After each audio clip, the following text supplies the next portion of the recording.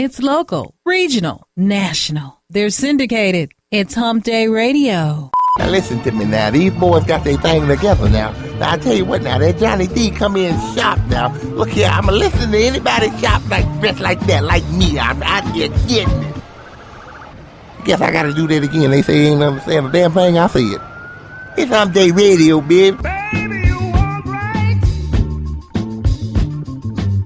You smile and you talk right. Baby, you move right. Everything you do is right. And you can tell them you got that from your Uncle Pimp.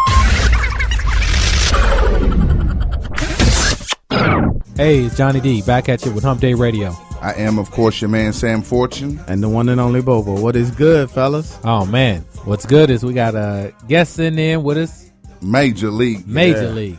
Look here. We've been major these last couple of weeks, man. We had some people. It doesn't get much more major than Dedrick Russell from WBTV. No doubt. Y'all are too kind. Yeah, he is here. The education reporter for WBTV. The vice president of CAABJ, that is the Charlotte Area Association of Black Journalists. Wow. Virginia State University grad. IAA basketball champions, might I add. In the building. Yes. What's up? Yeah, he is here. So, I mean, everybody in this area watches WBTV, pretty much. Yes. And Thank you. They know exactly who you are. And you bring the news, but you have a passion for education. Yes. And is that when you came through the door at WBTV, is that what you came through the door for specifically? No. I came as a general assignment reporter, and I came on scene in 2003, so I'll be celebrating my 13-year anniversary at WBTV in November. Awesome. In 2005, thank you. In 2005, CMS, the Charlotte-Mecklenburg School District, they were going through a lot of controversy. You know, people wanted to deconsolidate and break off from CMS, thinking that the school district was too big. Right. And so they were having meetings and legislation trying to break off from CMS. So at that time, my news director said that we need to have someone dedicated to CMS to let people know all the twists and turns and ups and downs of the deconsolidation and people trying to succeed from CMS. So in my previous life, I was a teacher. So I was a second grade teacher, ninth grade teacher, and I was also an upward bound counselor. So I traveled to high schools, talking to high school students about, going to college, financial aid, and all that stuff. So since I had education in my background, I said that, well, I'll step up and I will be the education reporter to let people know what's going on. But not knowing 11 years later, there's always still something going on in education, and I have just kept that mantle on me for the past 11 years. Wow. Now, I did research. I'm trying to figure, when did you have time? Because you were in D.C. and South Carolina reporting. Yes. One-man band in South Carolina. One-man band, yes. And one-man band in D.C.? Yes, I was. But when I was in South Carolina, I started teaching in South Carolina, so I would teach in the day, and then I would go to the television station at nighttime. Oh, wow. To do the news, and then Wow. a full-time position came on board, and so I took the full-time television position. Every day I'm hustling. Yeah, black man has got to hustle. I worked hard all my life. Yeah. Now, I got a question. What caused you to leave the classroom? Because you're a teacher. My wife is a teacher. She teaches ninth grade math now. She just won Teacher of the Year, which at her school. I'm proud of that. Right. And she left a phenomenal career that paid far more than what she's doing now to teach. Right. She's in her 4th year, and she always tells the principal she'll teach as long as she's able to.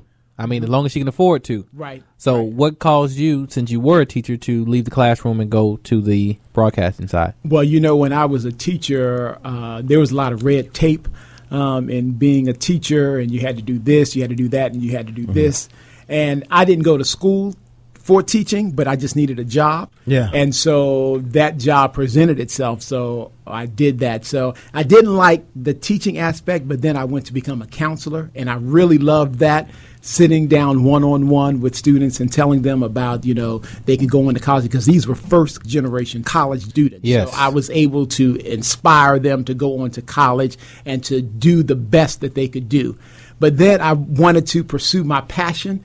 And it hit me one day as I was being a counselor for the Upward Bound. I had to do a seminar about telling the students what they wanted to become when they graduated from college, their career. So I told them to find something that they love to do and find a way to get paid for it. So the reporting thing fit my personality. So I get bored very easily, can't sit inside all day. I need to be out. I like to meet new people, tell people stories. So the reporting and the journalism fit my personality. Okay. So, but I like reporting, but I also have a love for the young people, because we need to impart wisdom and understanding into them so that when we're long and gone, because the struggle is still real. And it's still out there. And we need to have the young people to know how to continue to fight this struggle. So in the end, they can win. And I think that's honorable and admirable, because what teachers do, until my wife went into teaching, she has her master's in economics. She came from a background in finances, okay?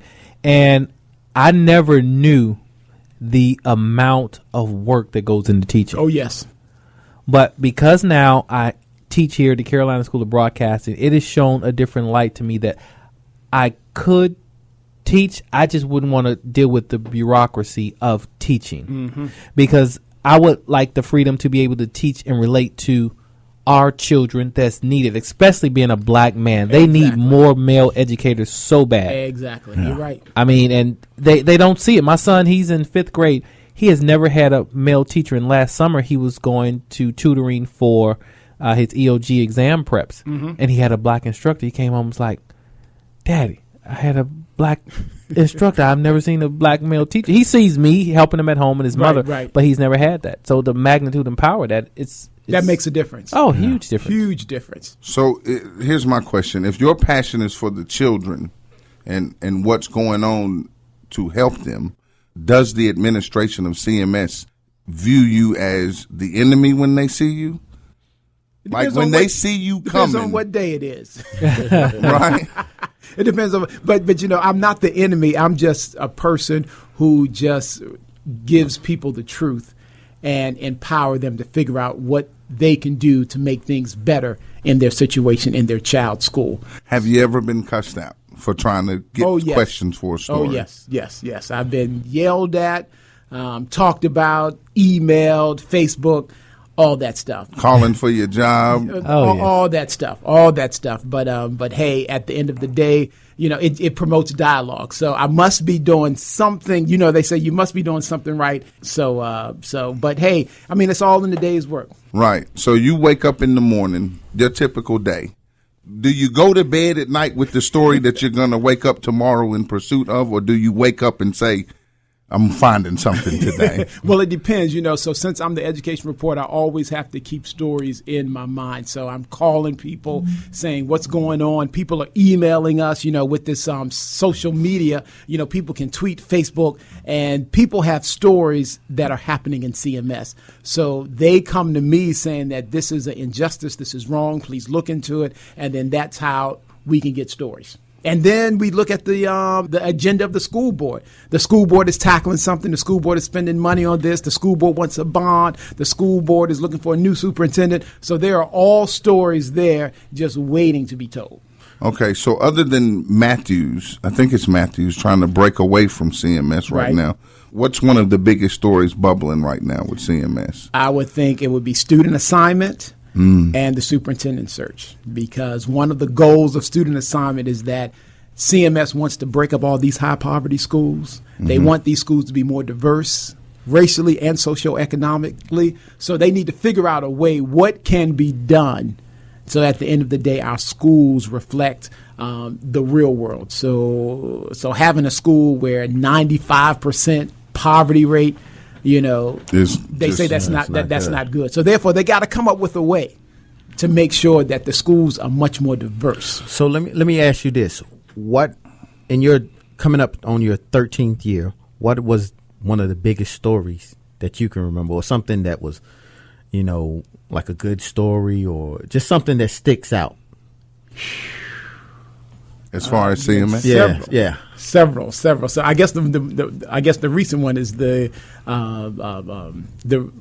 Dr. Heath Morrison, the superintendent, where he announced his resignation, and then the investigation about how he treated employees and things like that. I think that was a big bombshell that happened here in CMS. So I think that and CMS is still trying to recover from that. Okay. Yeah, that was one. And then another one is principals. People have called me and told me how principals treat their students and treat the administration there. And so we were on that story, and then at the end of those stories, some of those principals were removed from the school. So I must have missed the news on that. I know that there was one guy they said he was running the place like it was just his. With intimidation that was one school, and then there was another school. So, but they did he get removed? Yeah, they got removed from that school. Yeah, but they're still principals. No, but they're still in education. Yes, still in education in CMS. As far as last I heard, yes. Well, I'd like to see some more reporting on getting these teachers better paid. The fact that this community in this state is so low on teacher pay. We had a friend of ours from Chicago. She's been a teacher for years. She came here last summer to interview. We know her, went to college with her.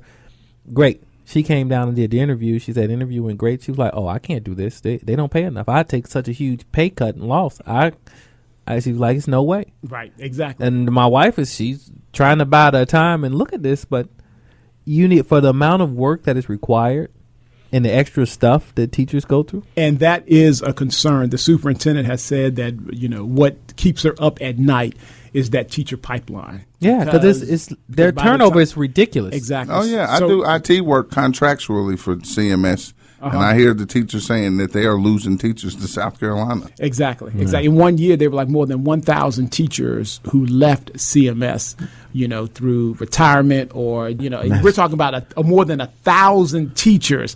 And you can't replace more than 1,000 teachers just overnight. You cannot. And you need to have teachers who are passionate, teachers who can teach a new way, teachers who can, reach these students in order for them to learn how to read, write, and add. And that is a task. And if we don't do something as a community to come together to find teachers who can teach our kids, we are going to be in big trouble. Yeah. And I think it'll start with getting teachers that the biggest issue that new teachers have, and it's typically a type that come in at CMS, these fresh out of college students who don't have interactions with a lot of African American kids in their life or people in their life.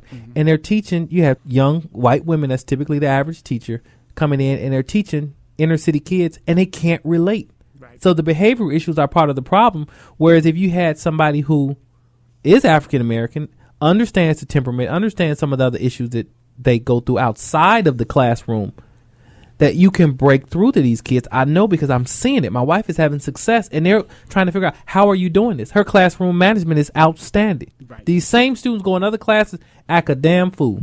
In my wife's class, she don't have none of those issues, and they work and perform on tasks like nobody's business. So the state is trying to do a better job, but it may be late and a little bit too short. But they have come up with a system on how to give teachers more money to be a career teacher, because before, back in the day, if you were such a great teacher, they will tap you to be an administrator. Right. Go to central office, and that's how you made more money. Yes. By becoming assistant principal, associate superintendent, things like that. So now they're trying to figure out how teachers can stay in the classroom and make more money. But still, the way the economy is, you still need to have something else. You need to have a side hustle. Something, yeah. My wife does hair on the side, than that. Yeah. Can you explain something to me? What does the North Carolina Education Lottery do? Oh. Exactly. Because when I see it sitting at $250 million, right, I know the interest from that alone is ridiculous. Right. How much of that, I mean, are they using that for education at all, or is that a scam? They are using the money, but when the lottery came on board in North Carolina, the money was supposed to be used to build new schools because North Carolina was just growing at such a fast rate and they could not afford and keep up with the building of the schools. So therefore, that was the original purpose of the lottery, was to build new schools. Okay. But then, the economy dropped, and so people weren't growing as much as they could. So now they do a breakdown every year about how much money goes back into the classroom. So if the pot is big, they got to pay for that. So the majority of the money is going to go to the prizes. Then you have the administrative costs. So they have money going towards teacher salaries. I think last time maybe like around $20 million or something like that went towards teacher salaries here in CMS, something like that. So the money is going towards education, but it's still not enough because you got to pay those big prizes. If the prizes go up, you got to pay. I think they said for every dollar you spend, either 70, 30, or 40 cents or something like that comes back to education. Okay. So something like that. How does your position and the organization CAABJ tie into you being an education reporter or education in Charlotte? Well, in CAABJ, Charlotte Area Association of Black Journalists, is part of the National Association of Black Journalists, and NABJ has been in existence for 40 plus years. Okay. The reason why NABJ was established because back in the day, and this is only 40 years ago, there was not enough representation on camera of black people reporting the news because we have a story to tell. So if we don't tell our story, we can't expect everybody else to do our story. So that's why the NABJ, as an advocacy group, saying that, hey, we went to newsrooms and said, hey, if your population has a large African population, why is it that the TV does not reflect your community? So therefore, NABJ was started to advocate to say, hey, we need more African-American reporters. We need more African-American anchors to tell the story in the black community.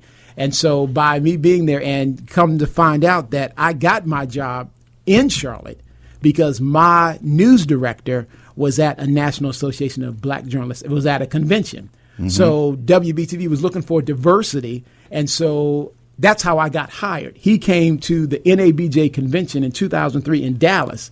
And that's when I met my news director, and that's how I got the job. So diversity is important. It is needed because we have a story to tell, because our black kids are not getting it in education. So we need to make sure that we keep the pressure on CMS, on the school district, on the principals, on the teachers to make sure that when they get that high school diploma, each child is college and career ready.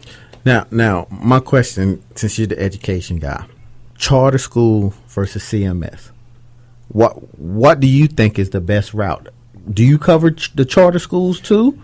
Yes, we not as much as I cover CMS, but I know. But charter schools, there are some good charter schools, and there are some charter schools that are struggling. Yeah. But in this day and time, we got to teach our kids a new way. Yeah. Because some people just can't get it into public schools. So the charter schools, you have different academic themes for the charter schools.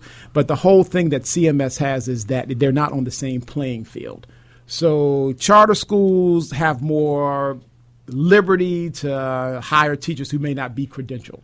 But if you teach in CMS, you have to be credentialed.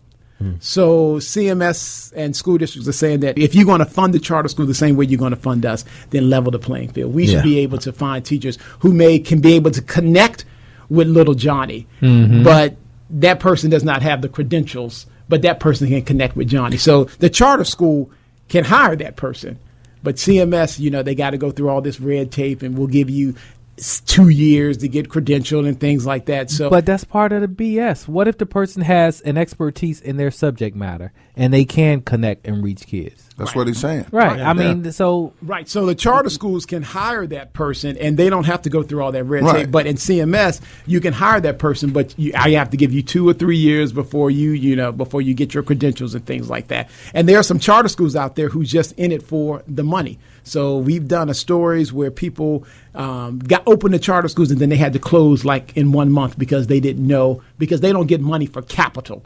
They don't get money for buildings. They just get Right. money for the students. Students. So therefore, you have to have a charter school that has money to pay for the electricity, the lights, the And building, everything. and Okay. everything. And so people get into it, in over their heads, and then they just can't do it, and then they fold.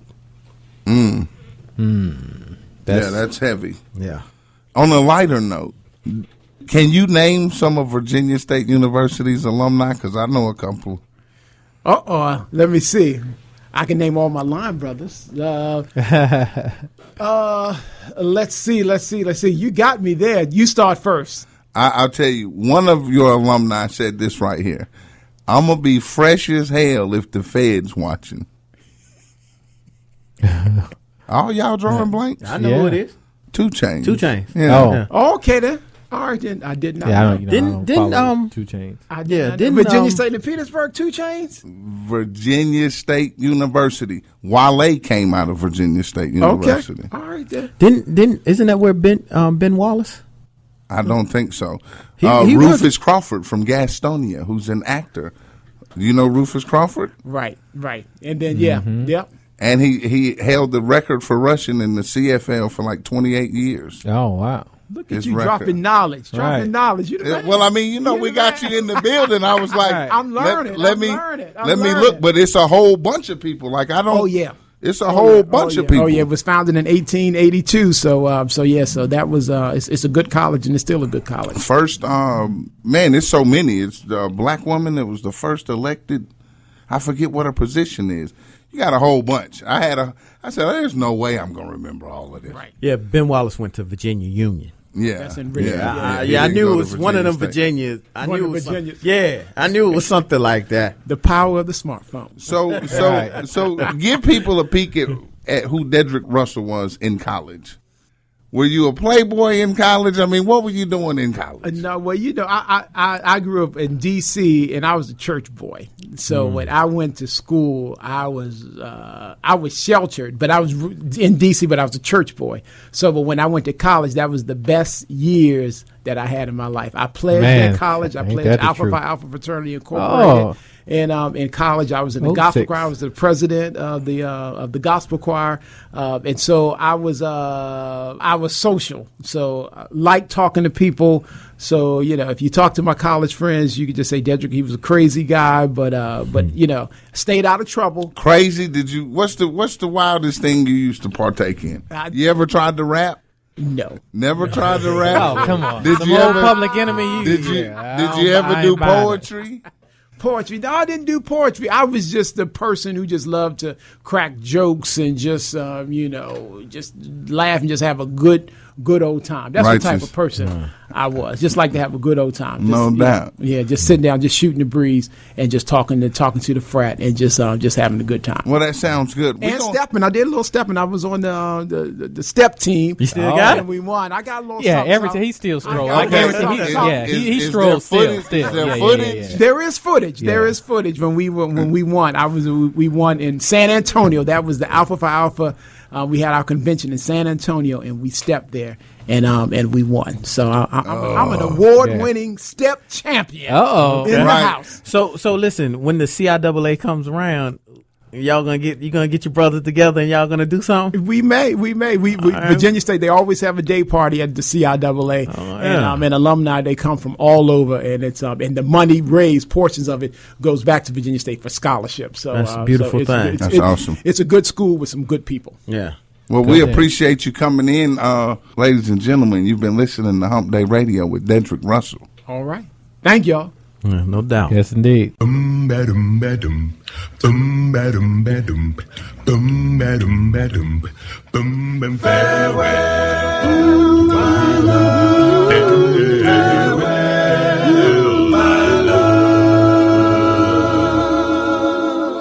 Frankie and Johnny were sweethearts, y'all. At least that's the way the story goes, y'all.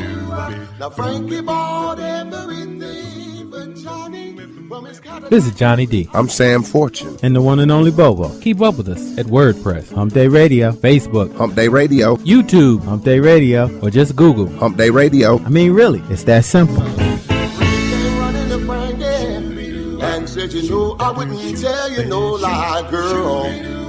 But I saw your man riding in that Cadillac with a chick named Nellie Bly. Oh, he was a man, all right. Let me tell you, he was doing you wrong. Lord, let me tell the story. Frankie